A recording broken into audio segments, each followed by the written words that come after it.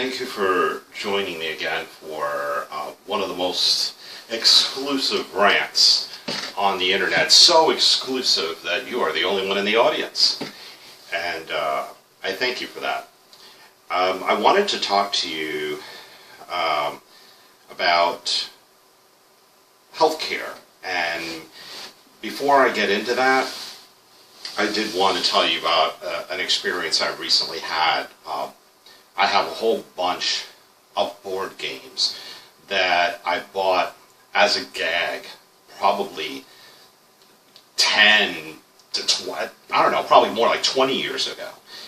And there's silly little children's games for young girls like Pretty Fingernails and Dream Phone and Barbie doll dress-up games. I don't know. But I have a whole bunch of these games, and just for gags, you know, me and some friends played them, and then they just were never played again, and they're sitting in a closet. And I moved, and I'm like, let me get rid of some of this stuff. So anyway, I went online to see if maybe I could just sell these games. They've only been played 2 or 3 times, and I figured, you know, they're probably collector's items at this point. And I saw that they were for sale, and some of them were being sold for quite a bit of money, a lot more than what I paid for them. I was surprised, but the problem was a lot of people were selling them. So there was a lot of competition. And so I encountered what's referred to as a supply and demand problem. So what is supply and demand? Okay, that's a term of art, I believe. And if you've taken any economics class, I know I did when I did my undergrad studies. Supply and demand is just however many things are for sale in the marketplace, and the demand there is to buy it. Whenever there is a service or a product that floods the market, and in other words, there is product that exceeds the demand for that product, that tends to drive the price down so that everyone that's selling is able to sell off their inventory. But when there is very limited product in the market, and it's hard to, you know, you're the only one selling something, obviously you can jack the price up because your buyer will not be able to buy from your competition. You don't have any competition. And so that is a principle that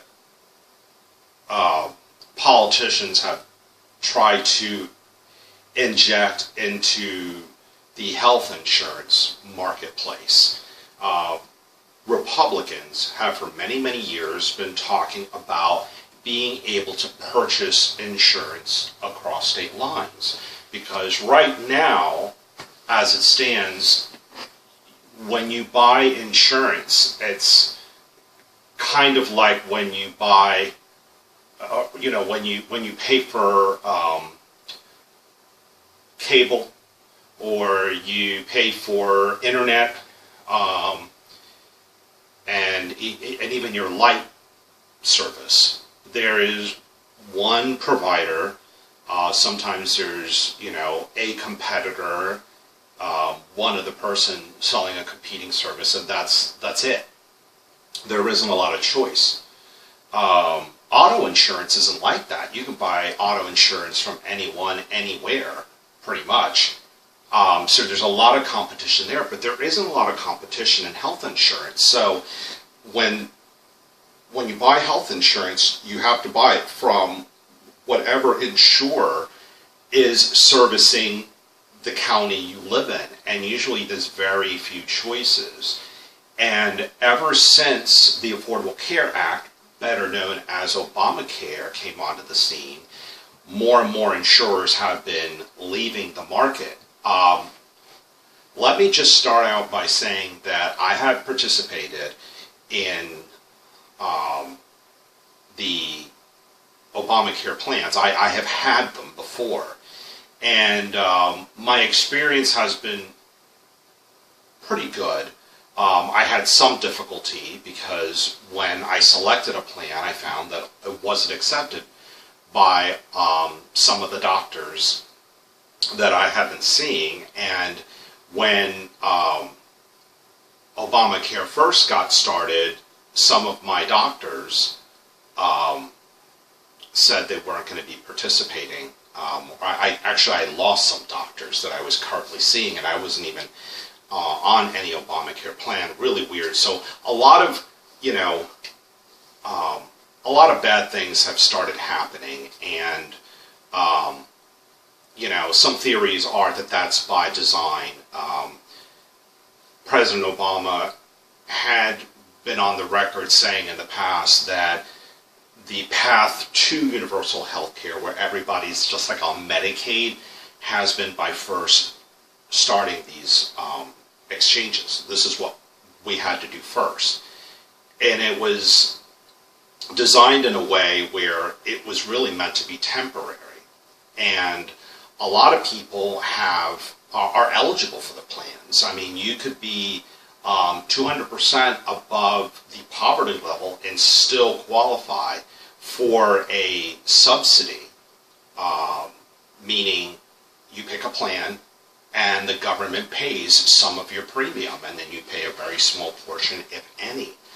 A single person can make nearly $50,000 and still qualify. And a person making $50,000 is probably working and probably has, group insurance offered at work. So why would they need it anyway? The idea was to get a lot of low income and even moderate income people on the plan.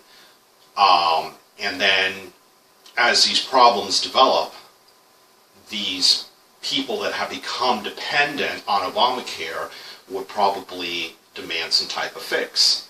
What's the fix? It would be universal health care, all right? And we've always heard a lot of negative things about Medicaid, all right? So imagine all of us having to be on Medicaid and there being no other choice. Not good, okay? So while Obamacare continues to kind of, stumble along, there really has to be some long-term solution, some alternative, something that is better to address some of these issues, because I think that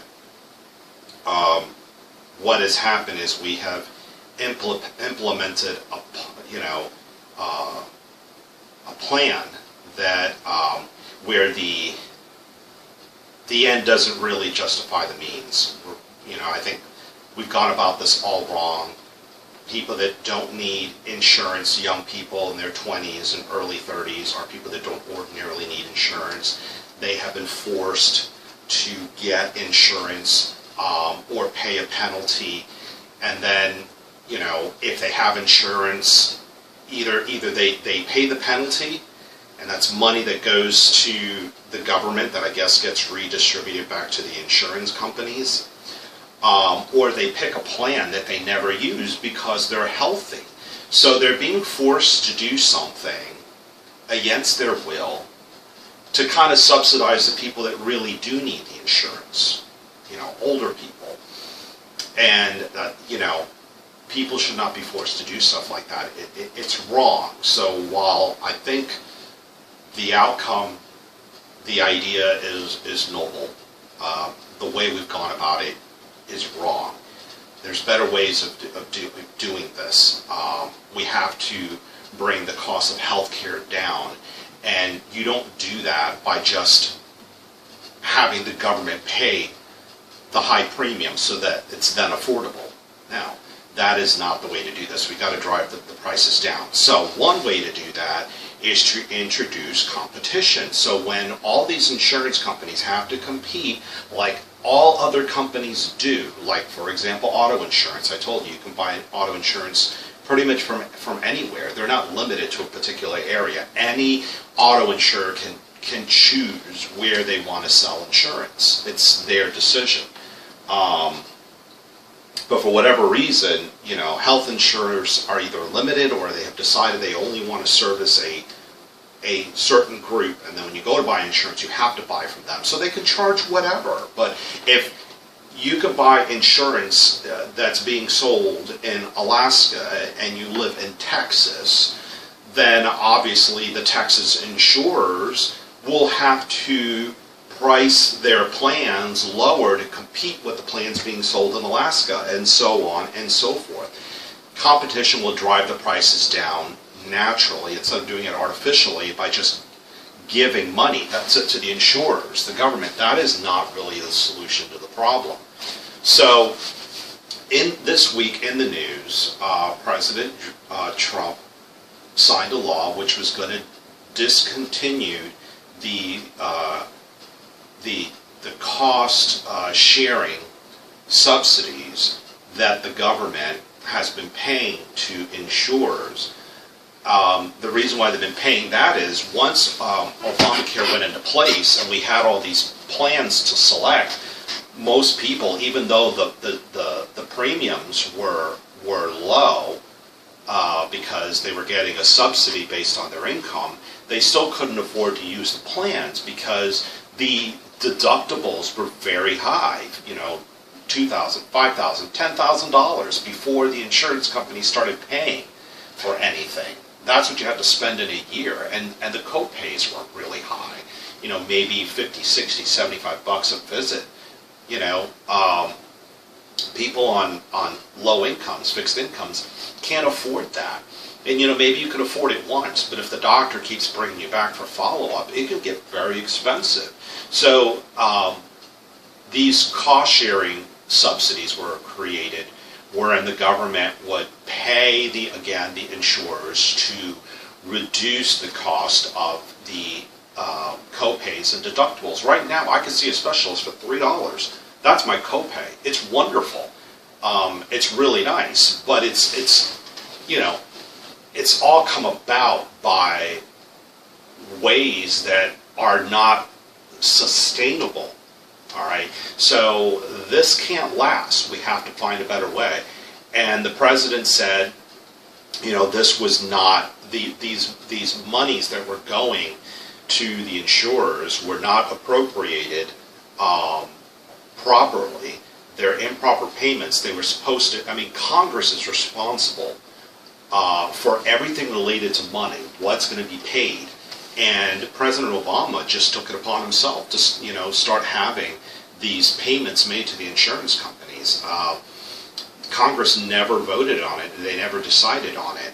Okay, and but for a long time, Republicans have been floating around this really good idea of being able to sell insurance across state lines, but it's never happened. And the only time I remember it coming up seriously at all, being proposed, was 2008 when John McCain ran against Obama. And the only reason why he brought it up was as a competing idea. Why does the idea have to compete with Obama's? This is something that should have been introduced a long time ago before President Obama forced the subject of health care. All right. But along comes President Trump, and within a few months, it's already being proposed, and he already signed it into law. So we're going to see for the very first time how this really works. Will it work? I think it's, a great idea. He's also introduced the idea of these short-term plans where health insurers can sell plans that are temporary. And I think he's also done away with minimum basic essential coverage, which President Obama mandated. All these plans had all kinds of things that we didn't really need. My plan, I've looked at my policy. My policy covers maternity care. All right. Am I ever going to be pregnant? No. I can assure you I will never be pregnant. However, my plan still has maternity care. Why? I'm a man. I don't need it. They sell me they have to sell me that a plan that has that. That is part of minimal essential coverage. All the plans have to have them. And the thing is, they get to charge more money for that, yet they know that I'm never going to use those benefits. So they just take that extra money that they collect on my premiums to subsidize other people. It's just the wrong way to go about this. I mean, everything is just so upside down, in my opinion. So this is a little scary, because this cost sharing benefit is ending, and I've read some reports where they're saying that it's really not going to affect us because the premiums, the subsidy that goes towards the premiums are going to go up to offset that. The deductibles, according to the Affordable Care Act, the deductibles still have to remain low, and the copays still have to remain low. So what the insurer is going to do to offset that is just to increase the cost of the premium, and that is going to raise our premium, but it's also going to raise the amount that the government is going to have to pay for the subsidy. All right, but I'm encouraged by the fact that we're going to be able to buy health insurance for anywhere. We're going to have choices. That's really a good thing. So let's see what happens.